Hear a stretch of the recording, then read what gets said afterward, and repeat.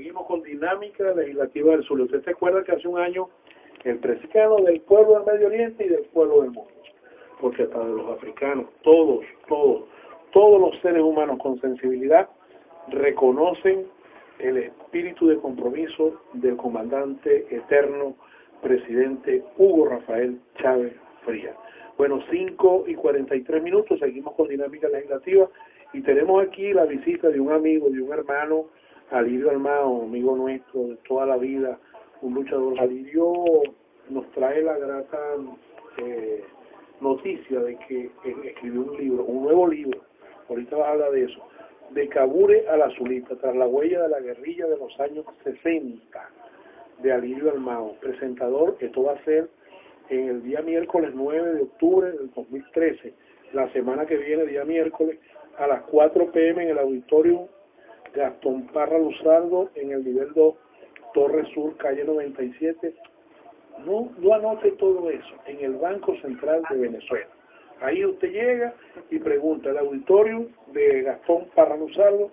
Ustedes se acuerdan de quién fue Gastón Parra Luzardo, un insigne zuliano, un insigne venezolano, que yo me siento orgullosísimo de haber trabajado con Gastón Parra Luzardo. Bueno, pero tenemos aquí también a un hermano que es Alirio Armado. Alirio, ¿qué te llevó a escribir este libro? Buenas tardes. Buenas tardes, amigos, camaradas, que estoy seguro son fieles oyentes del programa del amigo Dinámica Legislativa del Sur. De Dinámica Legislativa del Sur. Bueno, tú sabes, Edgar, que el año pasado no, cuando cumplió 50 años la Revolución Cubana, escribimos un libro sobre el aniversario de los 50 años del hermano país socialista.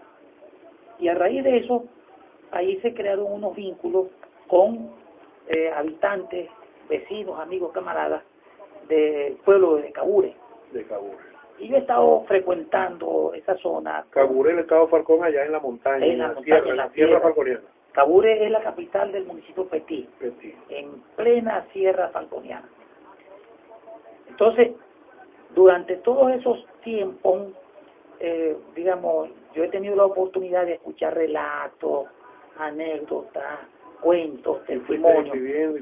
Y entonces fuimos armando, digamos, una especie de rompecabezas de lo que ocurrió allí, de lo que le pasó a ese pueblo. En ese pueblito. En esos años, de los años 60 de la guerrilla.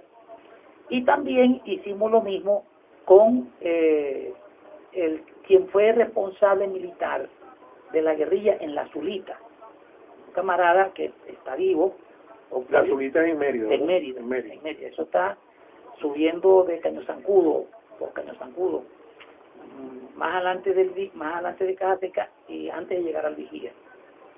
Un pueblo muy parecido. Digamos, cuando tú estás próximo a llegar a Cabure, pareciera igual cuando vas llegando a la Zulita.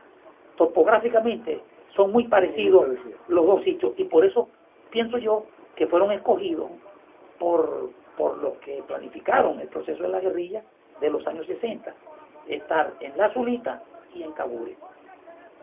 Entonces, bueno, allí, producto de esos relatos, supimos que en la montaña, más adentro de Cabure, en los límites con el otro municipio, el municipio Colina, en plena montaña, está enterrado un comandante, camarada cubano, que murió en la guerrilla.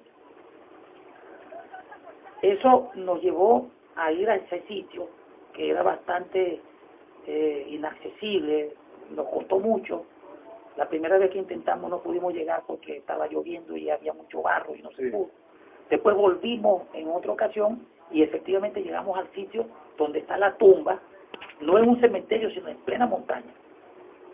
Nosotros, a raíz de este hallazgo, nos pusimos en contacto con los representantes diplomáticos de la embajada cubana, en este caso con Luis Trujillo y con el embajador, y ellos nos orientaron en que por qué no escribíamos todo esto y lo plasmábamos en un libro, que es lo que efectivamente hemos concluido.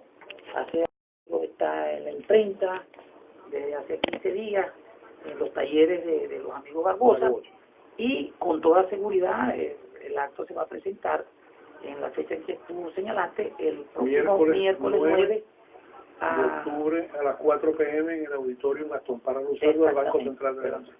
El prólogo de este trabajo es el amigo hermano Alonso Zambrano, periodista reconocido, revolucionario, consecuente, luchador, Premio Nacional de Periodismo. La portada del libro está hecha por también un artista plástico de Falcón, muy conocido acá en el Zulia, Otopo. Y bueno, y el presentador del libro, Carlos Mendoza Portela, el doctor Carlos Mendoza Portela. Yo creo que fue embajador en Rusia. Fue embajador en Rusia. Y también era asesor petrolero. Él es experto petrolero.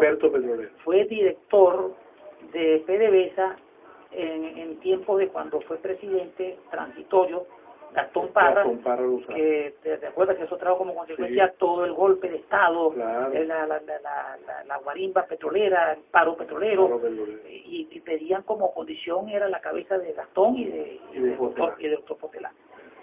Y son unos venezolanos, en el caso concreto del doctor Portela, más, él fue guerrillero, Portela fue guerrillero urbano, y por eso es que digamos, estuvimos de acuerdo y lo buscamos para que viniese a Maracaibo a la presentación de este libro. Alirio, la anécdota más importante de lo que tú escribiste en el libro, porque el libro lo vamos a promocionar y bueno, nos sentimos muy orgullosos que tú seas el vocero de escribir un libro colectivo, porque si tú le das participación a la gente y tal, ellos arman el libro y tú eres como una guía, ¿no? Sí. Que vas procesando todos los datos que te está suministrando la gente que vivió en el momento, y entonces armaste ese libro tan importante que es la memoria histórica de un hecho, bueno, que es parte de lo que estamos viviendo hoy, porque claro, esta gente de verdad pues corría el riesgo que tal vez no estamos corriendo hoy nosotros, el riesgo de la vida, ¿no? Claro, el riesgo. Porque es que, digamos, hay que insistir en el proceso de liberación, el proceso de independencia que comenzó con la lucha de los próceres, de Bolívar, de Miranda, de Sucre, hasta llegar a la etapa que estamos viviendo en este momento de Chávez. Hay un espacio de tiempo de 10 años, del 60 al 70, que con intención o sin intención, los historiadores han tratado de que pase por debajo de la mesa. De borrarla.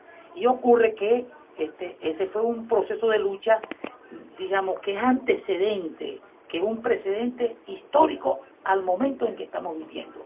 ¿Sí? Que ese proceso de los 10 años de lucha de la guerrilla en Venezuela, del 60 al 70, debe inscribirse necesariamente en el mismo proceso liberador que comenzó cuando nació la República, ahora a este momento en que estamos viviendo con este proceso que inició el comandante eterno, el comandante Chávez, el presidente Chávez. Entonces, por eso la inquietud de a las nuevas generaciones que conozcan la memoria y ese espacio de tiempo geográfico tan importante, porque obviamente es lamentable, pero yo he tenido oportunidad, por ejemplo, de hablar con jóvenes de Barquisimeto y ellos no saben dónde queda Cabure. Es más, lo confunden con Cabudare. Y voy aquí a confesar algo que ocurrió justamente en la elaboración del libro hace 10 días. Cuando mandamos el arte para la confección de la portada, que la hizo el amigo Otopo, se había puesto ese título y de pronto lo corrigen y me mandan a mi computadora el arte ya final, porque ellos pensaban que yo me había equivocado y que le había puesto Cabure y no era Cabure sino Cabudare. Entonces que la cosa era de Cabudare. Oye, pero esto no es así, es de Cabure. Entonces, bueno, para que te des cuenta de cómo es necesario escribir sobre este espacio de tiempo para que no se pierda la memoria histórica, como tú dices. Y ahí hay muchas anécdotas, muchos cuentos que estoy seguro que van a ser amenos, que van a ser digeribles, porque es una escritura ligera, como político. esta es la narración de hechos y circunstancias histórica que vivieron quienes protagonizaron sin ser protagonistas, porque esa es otra de las virtudes del trabajo, que lo decimos allí. Nosotros en la presentación, en la introducción decimos, probablemente uno de los méritos de este trabajo es que está tratando de hacer visible a quienes protagonizaron sin ser protagonistas clásicos, porque siempre se ha creído que los únicos que pelearon en Cabura fueron Douglas Bravo, sí. Rubén Pecón, Goya, y hay una cantidad de compañeros que aún están vivos y que, digamos, arriesgaron su vida por esa causa. Entonces, para tirarles una pequeña píldora a los amigos que están escuchando la radio, porque estoy seguro que van a leer el libro y yo no se lo voy a contar todo, pero le voy a tirar una píldora. Me contó la enfermera que atendió a guerrilleros heridos, en confrontación, y ella era la que los curaba, que ella recibió una carta de Douglas Bravo en 1962, cuando nació su primer hijo, porque ella incluso embarazada iba a donde estaban enconchados los guerrilleros a curarlo. Entonces cuando le nació el primer hijo, a ella que se llama Raúl Muñoz, el hijo, en el 62, Douglas Bravo le envió una carta felicitándola por el nacimiento de su primer hijo. Y ella no hallaba qué hacer con la carta, porque ante el temor de que la que conseguía la mataba. Exactamente, no hallaba qué hacer. Entonces, lo único que se le ocurrió fue comerse la carta. Se comió la carta. Bueno. Hay claro, otro, porque es la vida. Claro, pero se conseguía en ese momento una carta dirigida por Douglas Bravo en el año 62. Allanamiento del ejército, allanamiento de la Diepol, eso hubiera sido terrible. Entonces ella no le quedó más recurso que comerse la carta. FIFA. Bueno, Alirio, estamos llegando al final del programa. 5:55. Voy a hacer la presentación nuevamente. De Cabure a la Zulita, tras la huella de la guerrilla de los años 60, de Alirio Almao, que es el compañero que está hablando, Alirio Almao, un luchador especial. El que va a presentar el libro es Carlos Mendoza Potela. Es el día miércoles 9 de octubre del 2013. El día 8 es el día del Mundial del Guerrillero. Eso está dentro del Día del Guerrillero.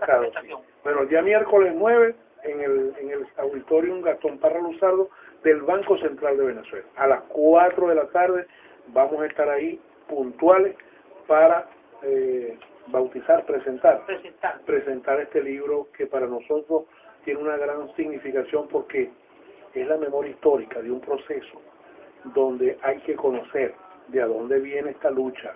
Esta lucha no está la haciendo ahorita, esta es una lucha que la libraron primero Bolívar, nuestra Zamora y todos los hombres que contribuyeron a la independencia de Venezuela, y los que de alguna manera en el año 59, bueno, en toda la trayectoria histórica que hemos venido haciendo algo por la transformación social de Venezuela. Y eso sencillamente porque Alirio me trajo unos recortes de prensa donde estábamos hablando del inicio del gobierno del presidente Chávez, donde estaban las elecciones de Petrazulia y de la CTV con Aristóbulo, y estaba yo en ese momento, y Alirio, ¿estabas tú en el Consejo Legislativo? No.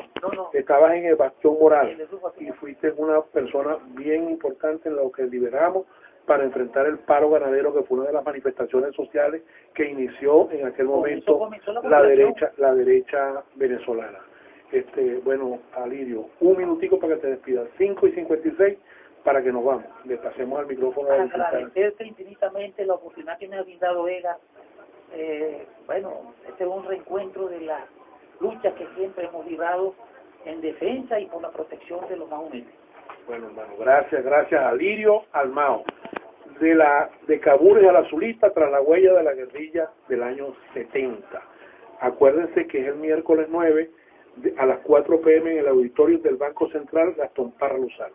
Los que ya comieron, buen provecho. Yo, después de las 6 de la tarde, me tomo mi bodazo, mi fororazo bien caliente, o mi avena, o si no, un pedazo de auyama, un pedazo de yuca o un plátano verde, para que no nos estemos mortificando, porque los bandidos estos tienen acaparada la harina precocida, y la harina precocida que es con la que hacemos la arepa, o una cachapa. ¿Por qué no una cachapa? ¿Ah? Tantas cosas, o una chicha de esa chicha indígena. Bueno, licenciada.